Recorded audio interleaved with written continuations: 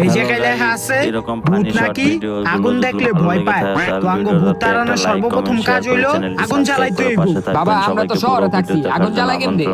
হই বেটা, আগুন আবার কেমনে জ্বালায়? ম্যাচ দিয়া জ্বালামু এমনে? এই বেটা শিগগা রাখ। তো আগুন তো এমনি জ্বালামু না, আগুন দি মোমবাতির ভিতরে জ্বালাইতে হইব। তারপর মোমবাতি গুলো এই ঘরের সামনে দিলেই ওই ভূতটা আগুন দেখাই এই ঘর থেকে পলাই যাইব কা। হ দেখেন আয় এখন